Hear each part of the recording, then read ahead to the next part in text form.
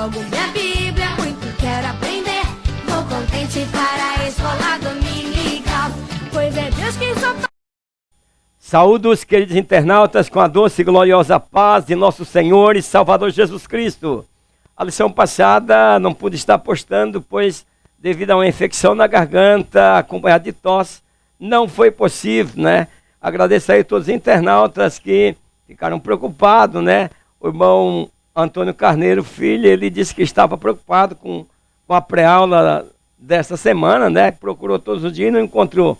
Então nós vamos hoje para a lição de número 10, o novo homem e sua conduta diante do mundo.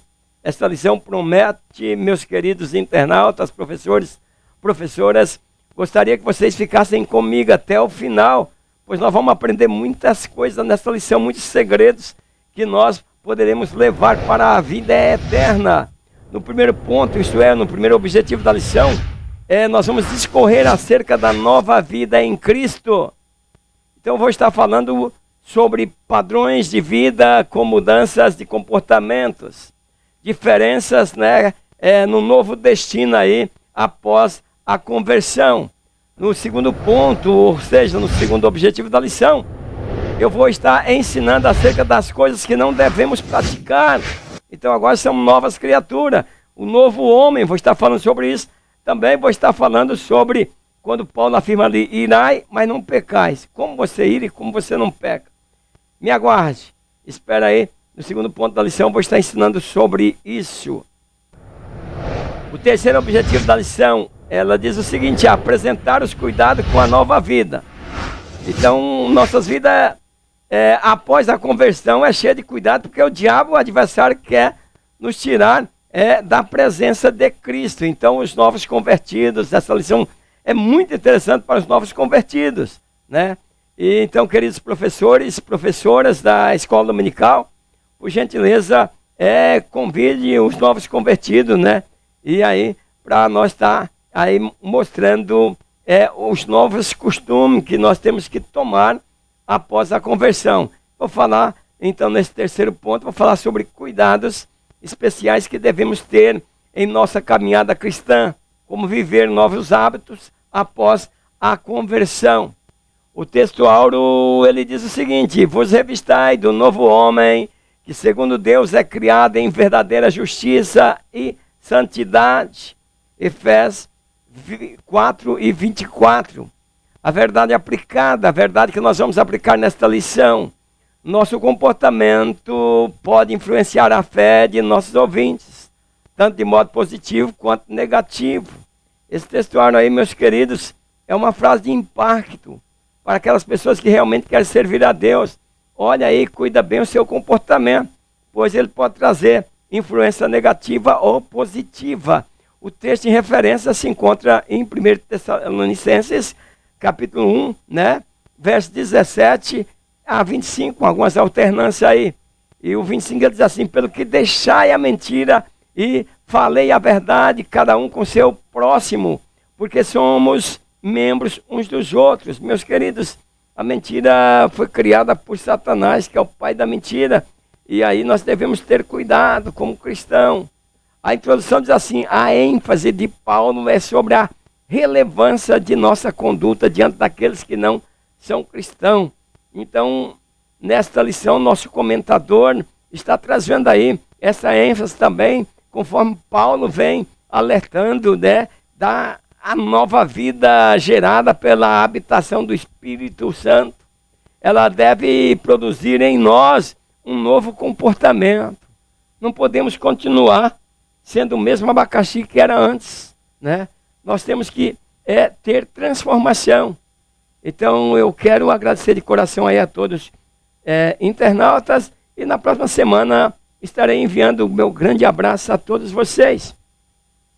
Gostaria que vocês compartilhassem essa lição, gostaria que vocês comentassem, façam seus comentários, né? E gostaria também que vocês não esqueçam de deixar o gostei ou não gostei, né? E quero agradecer, e aqueles que não são inscritos ainda, talvez você está no meu canal pela primeira vez, ou já assistiu a minhas aulas outras vezes e não se inscreveu, se inscreva. Aqui é a aula da verdade. Aqui, por exemplo, custa o que custar, custa a cabeça. Vamos falar a verdade. Sofro, às vezes, meus queridos, até um internauta esses dias fez algum comentário, né? E eu sofro sim, meus queridos internautas. Eu sofro pela verdade. E eu quero viver a humildade. Eu não sou arrogante, tenho certeza disso. Eu sou humilde, mas eu quero servir a Deus. Eu quero, por exemplo, servir aos meus pastores conforme a Bíblia me ensina. Eu não quero ser um bajulador de pastor, eu quero ser um ajudador. Aquele que dá o braço, que estende a mão, sem esperar nada em troca. Meus pastores sabem disso, não quero nada em troca. Se Deus tiver alguma coisa para mim, e apostar pelo meu líder, que o meu líder se faça com que eu possa estar fazendo essa atividade. Mas quero trabalhar para a glória de Deus. Não quero trabalhar para ser visto. Quem tem que ser visto é Jesus, porque Ele é o nosso Salvador. O primeiro ponto, o 1 diz assim: uma vida nova exige um novo proceder. Paulo fala de padrões de vidas opostos um ao outro. As pessoas às vezes não conseguem compreender, meus queridos, mas quando nós aceitamos Jesus, nossa vida muda, os padrões de nossa vida, que talvez era de uma forma, agora vai tomar a forma, o modelo de Cristo. Nós somos pequenos cristos, né? Cristão, seguidores de Cristo. Nós somos uma forma de Cristo, um modelo que é espelhado naquilo que o Mestre ensinou. Então, agora, após a nova conversão, né, ela exige agora um novo proceder, outras atitudes. Então, os gentios, né, cristãos, tinham sido pagãos e ainda viviam no mesmo ambiente. Nós temos que ver, meus queridos, muitos ambientes não servem para nós. Então nós temos que ter cuidado. Então o alerta aqui era para não viver mais segundo os antigos padrões, ainda que todos em derredor deles continuassem a fazer. Ainda que você possa ver, querido novo convertido, algum cristão, até você não concorde, ore por ele, não fica murmurando não. Não concorde com o padrão de vida dele, mas você deve mudar o seu padrão de vida, a seu padrão de comportamento. O 1.1 diz assim: não andeis mais como andam também os outros. Está dizendo daqueles que aceitaram Jesus, mas só diz que aceitaram, mas não houve transformação. Ao descrever os pagãos, Paulo diz que eles andam na vaidade dos seus próprios pensamentos.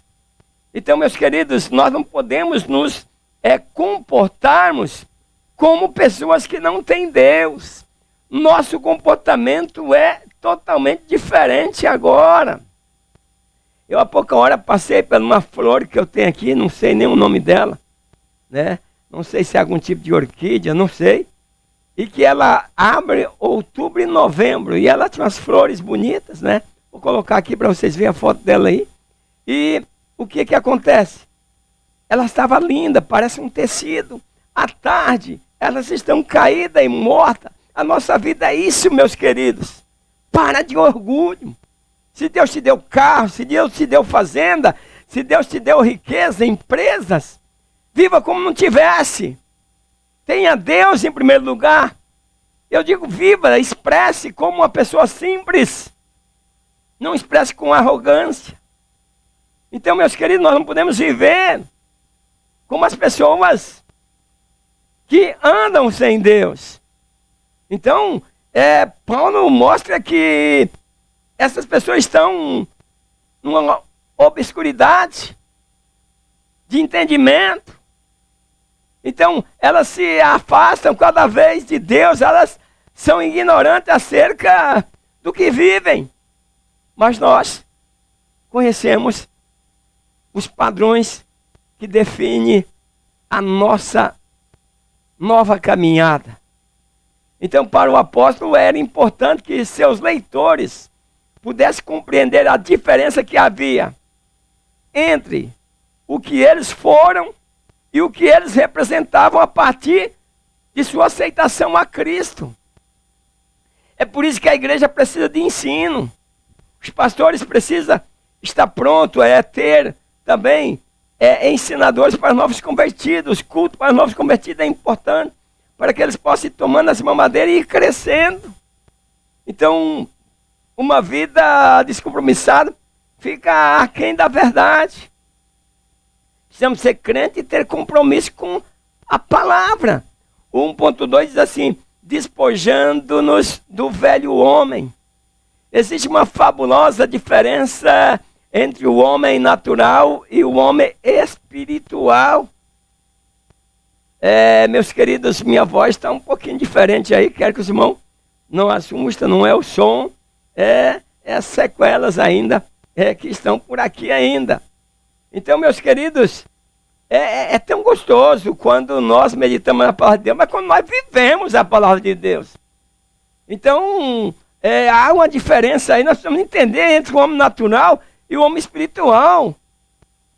Há poucos dias, porque eu falei a respeito de a igreja estar passando por um sério problema, uma família ali com um problema sério, aquela intriga, aquela guerra entre as famílias. E eu na oração, eu disse que precisava haver comunhão, haver perdão. Eu expliquei sobre quem não perdoa, Deus também não perdoa.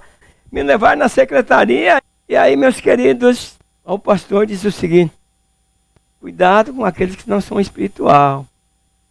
Eles te bajulam e te neutralizam. Cuidado, você está pensando que está sendo ajudado e não está sendo. Professor, professora, pastores, liderança, cuidado. E daí, meus queridos, eu tenho pago um preço caro por essa palavra. Certo? Tenho pago por ter pedido a união e a reconciliação. Por querer ajuntar as famílias ali, né? Para que elas pudessem se perdoarem. Mas é isso que nós temos que continuar trabalhando. Às vezes nós estamos chegados de um lado errado, mas Deus sabe o nosso compromisso e o amor que nós temos por todos. Você tem que amar. Então, nós temos que entender que há uma diferença entre o homem natural e o homem espiritual. Eu, por exemplo, sou um homem espiritual, mas se eu descuidar, eu passo a ser um homem natural também. Por isso que eu tenho que rever os meus comportamentos, as minhas condições. A minha fala é de realmente uma pessoa nascida de novo. A minha fala tem a ver, tem conexão com a palavra de Deus. Eu vivo aquilo que eu estou falando. Senão, nós estamos fazendo coisas que não agradam a Deus, pois aí estaria errado. Então, há uma diferença, eu quero que você saiba. Quando você está se comportando de uma forma que não agrada a Deus, você mesmo tem que se avaliar, se autoavaliar. Peraí, eu estou sendo um homem natural, eu estou sendo uma mulher natural. Eu estou agindo como não fosse cristão. Então, nós temos tudo para discernir se estamos espiritual ou natural. Então eu disse a Simão: cuidado com esse presbítero, vamos orar por ele. Mas cuidado, que esse homem é um homem que não é espiritual. É um homem que ele age naturalmente, é um homem natural. Então, meus queridos, aí Paulo faz alusão à dureza do coração humano. Usa a palavra petrificação dos corações. Quer dizer, coração virando pedra.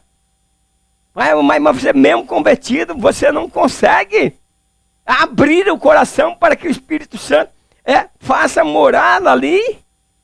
Então, meus queridos, o andar de uma nova criatura, como deve ser? Como deve ser o comportamento de uma pessoa que aceitou Jesus? Como deve ser o comportamento de uma pessoa que é cristão, de um professor de escola dominical, de uma professora da escola dominical, de um pastor, de uma liderança, de um crente? Porque essa nova vida que nós pregamos, esse novo nascimento, esse novo homem, exige que hábitos da velha natureza sejam retirados e que andemos a cada dia em novidade de vida. Todas as pessoas já ouviram falar, por exemplo, você tem 2 cachorros, né? Um é bravo e o outro é mansinho que está dentro de você. É um exemplo, tá? E aí, qual deles que vai se manifestar? Aquele que mais se alimentar. Se você alimentar o bravo, ele vai se manifestar. Então, meus queridos, vale a pena servir a Cristo com muita responsabilidade. O 1:3 diz assim: revestindo-nos do novo homem. O pecador é aquele que vive tanto sem o senso moral, quanto sem o senso espiritual. É preciso que nós, como cristãos, nós precisamos fazer uma autocrítica a nós mesmos, quer dizer, olhar para nós e ver como nós estamos procedendo, se o nosso comportamento estamos vivendo um revestimento. Quer dizer, tira a veste, por exemplo, agora nós estamos vestidos, né? Revestidos do novo homem. O 2 diz: um novo homem, nova forma de vida. Aprendemos que quando alguém se torna cristão, deve despojar-se de sua vida antiga, assim como se despoja de um objetivo que não usará futuramente. Então, meus queridos, a vida antiga passou. Aqueles ficam contando: eu era um maconheiro, eu ia matando fulano, eu não sei o que lá. Gente, isso não traz edificação. Não traz edificação. Se você escrever um livro sobre o que você era, tudo bem. Mas na igreja não edifica todos quando você está contando que você era um feiticeiro, que você era isso, era aquilo, contando o que você fazia lá. Que é isso? Conte as modificações, o que Jesus fez, o novo homem, a nova mulher que você é, nessa nova experiência de um novo nascimento com Cristo. Então, meus queridos, nós precisamos ver essas coisas. Querido professor, pastores, professoras, pessoas que me assistem, internautas, quando vocês vires ou ver uma pessoa boa, uma pessoa que você fica encantado com a maneira que ela procede, tenta imitá-la. Imitador dos fiéis. Agora, quando você vê uma pessoa mal, uma pessoa que procede com comportamentos indiferentes à palavra de Deus, então volte para ti, examine a ti mesmo. Em vez de você estar criticando ela, olhe para você, se você não está usando esses padrões que é contrário ao novo nascimento. Então, meus queridos, através da pessoa do Espírito Santo, nós tornamos novas criaturas. E toda a maldição, juntamente com todo o lixo da natureza pecaminosa, ficou cravado no madeiro com Cristo. Então, tudo aquilo que eu era isso, eu era aquilo, você não é mais. Deixa de sentir saudade do que você era. O bom é ser um novo homem em Cristo. Então, aqui os leitores de Paulo são convidados a despojar-se da vida passada, como se joga fora uma roupa velha, e como o passar do tempo já não ajusta mais no seu corpo. Então não, essa roupa não serve mais, joga fora. Então, meus queridos, é a mesma coisa quando alguém quer viver a mesma vida que viveu no mundo, confessando a Cristo e vivendo conforme o mundo. É como se alguém com 20 anos vestisse uma camisa de quando tinha 5 anos. É impossível. O que eu quero dizer, é impossível agradar a Deus se comportando desta forma. O 2.1 diz assim: devemos abandonar uma vida mentirosa. A palavra grega usada para mentira é pseudo, que pode representar qualquer tipo de desonestidade ou falsidade proferida e vivida. Tenha cuidado, meus queridos. Então, uma das características da nova vida em Cristo é a verdade. Pois estamos em Cristo, e Cristo é a verdade. Ele disse: eu sou a verdade, conhecereis a verdade, e a verdade os libertará. A mentira não se aplica a essa nova vida que nós estamos vivendo.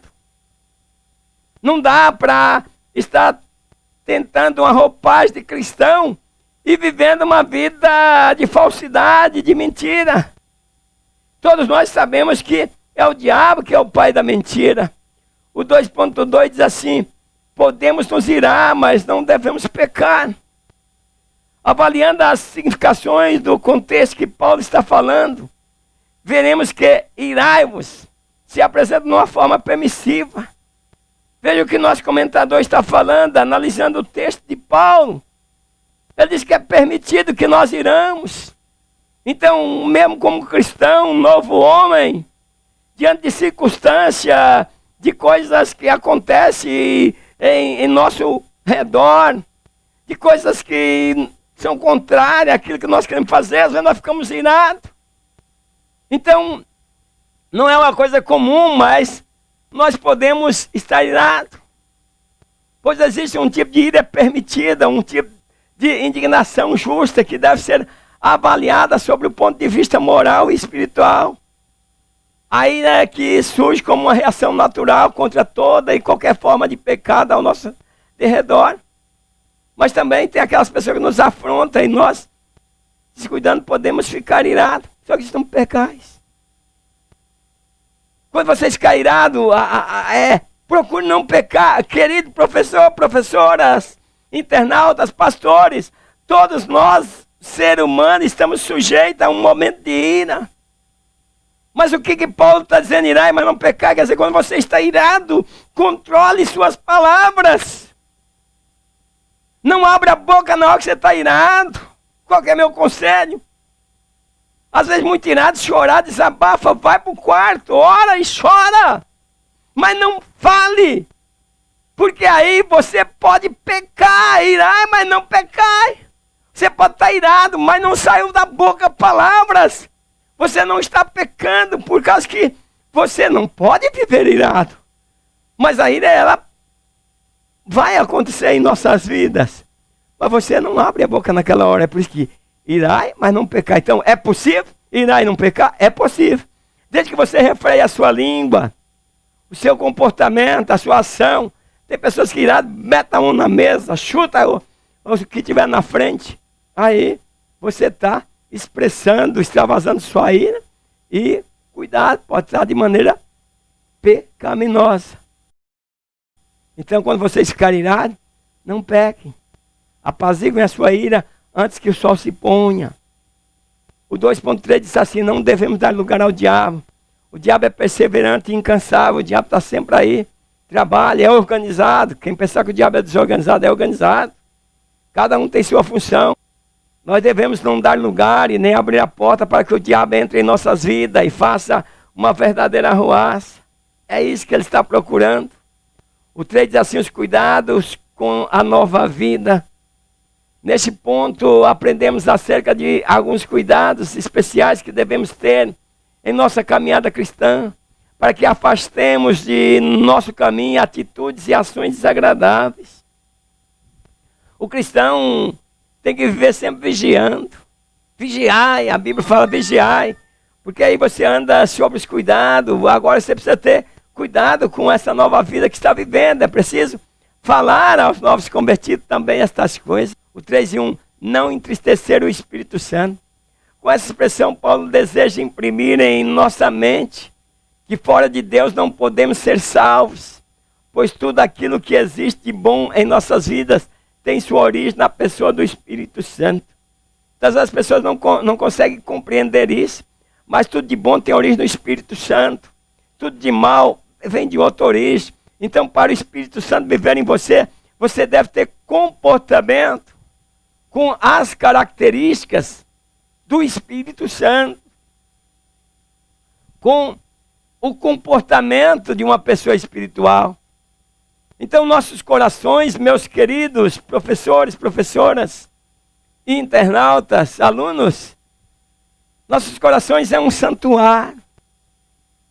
Ele ali é o templo onde o Espírito Santo habita. Então, dele não pode proceder, sair coisas que atrapalham, xingamentos e tantas coisas. E o orgulho não pode fazer morada em nós, senão o Espírito Santo não pode viver dentro de nós. Nós não estamos vivendo a obra do Espírito Santo quando estamos sendo orgulhosos. Então, ele quer transmitir, e ele transmite vida. E é o Espírito Santo que sustenta a nossa fé. Ele faz com que ela se desenvolva e chegue ao destino.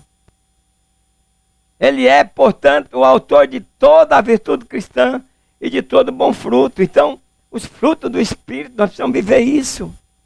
Então, por isso, sempre que o crente contamina sua alma, dando origem a pensamentos enganosos, ou sugestões de vingança, ganância, ou sujeira, ele está entristecendo o Espírito Santo. Porque não há lugar para o Espírito Santo ficar nele. Não dá, o Espírito é santo, não vive com a imundícia. Então, isso se torna ainda mais real, porque o Espírito habita no nosso coração, no coração dos crentes. E faz ali o seu santuário, né? Somos templos de Deus e morada do Espírito Santo. O 3:2 diz assim, removendo de si as manifestações pecaminosas. Estamos falando desde o início, um novo homem. O homem natural não compreende as coisas de Deus. Então a nova vida produzida pelo Espírito Santo deve gerar no crente novos hábitos. Então, meus queridos, a prova de que o crente experimentou uma conversão real é viver uma vida sem ira, sem cólera, sem gritaria, blasfêmia. Então, meus queridos, toda malícia deve ser retirada de nosso coração, do nosso convívio. Quando essa classe de vida, que é avessa, se evidencia na vida cristã, em nossa vida, revela que determinada pessoa, ou que eu, ou que você que estamos vivendo, procedendo dessa forma, não experimentamos uma conversão real. Pois a conversão real, ela surge através de um novo nascimento, através de se despir do velho homem. Então, se já nos despimos do velho homem, por que ainda usar as vestes de mortos? A pessoa olha, não vê brilho em você, é preciso brilhar. A expressão, sejam tirados dentre vós, é no grego imperativo que requer uma ação única, decisiva, para que o Espírito Santo não seja entristecido. Então toda cólera, toda ira, toda coisa que não procede de Deus, seja arrancado de você nessa nova decisão, nesse novo trajeto que você está caminhando. Ou seja, uma decisão concreta deve ser tomada para que todos esses pecados sejam tirados de nossas vidas. O 3 diz assim, benignos uns para com os outros. Aqui temos a cortesia cristã. Isso nos fala de um afeto profundo e maduro. Ser benigno. Então todos nós conhecemos cristão com esse caráter, que expressa seus sentimentos com seus gestos e demonstrações de afeto, de amor, de carinho. Vale a pena estar com o irmão fulano, vale a pena estar com o pastor, vale a pena estar com aquele irmão ou irmã. Então, meus queridos, misericórdia é o aspecto compassivo da pessoa gentil. Então, o que é ser benigno? É ser bondoso, ser útil às pessoas, à igreja, a seus vizinhos, ser amoroso, ser gentil, educado.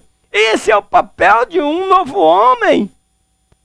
Então a benignidade sempre olha para fora, não para dentro. Então por isso ser benigno. Deixa de olhar só para você. Olha para o que está em redor. Olha para o irmãozinho que está sofrendo na igreja. Olha para o irmãozinho que está sendo caluniado. Olha para o irmão que está sendo discriminado. Então a benignidade, ela sempre olha para fora e não para dentro. Preocupa-se dos pesares, lutas e problemas dos outros. Até mais, às vezes, do que os seus próprios problemas. Então faz com que nós tenhamos mais facilidade de perdoar aos outros, como Deus nos perdoou. Que dó, nós estamos vivendo tempos em que a própria liderança não perdoa. Diz que perdoa, mas o seu gesto, a sua maneira de proceder é clara, mostrando que não houve perdão. Conclusão, nosso discurso nada vale diante de um comportamento avesso. Não adianta ter bom discurso, não adianta pregar bem, gente, é oratória, é retórica, se tem curso para fazer. O importante é viver aquilo que nós pregamos. Não é pregar bonito, é viver de forma a ser o exemplo. Alguém quiser nos imitar. Paulo, as pessoas podiam imitar, ele disse, sejai meus imitadores, como eu sou de Cristo. Então, queridos internautas, professores, professoras, pessoas novas convertidos, a nova vida requer atitude e comportamento coerente. Quer dizer, tem que condizer com aquilo que nós vivemos. Se pregamos, é isso que nós vivemos, é aquilo que nós pregamos. Senão, nós não demonstramos que realmente somos nascidos de novo. Espero você na próxima lição, a lição 11.